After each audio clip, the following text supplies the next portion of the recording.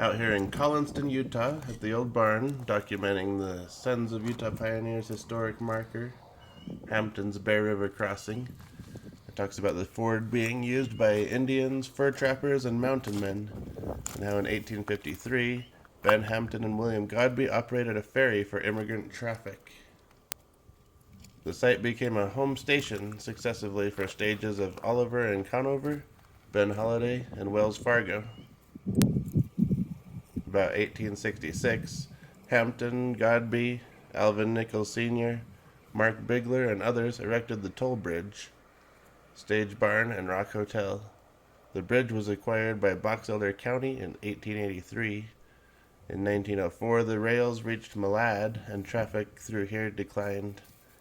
The station remains one of the best preserved of all stage stops in the Old West.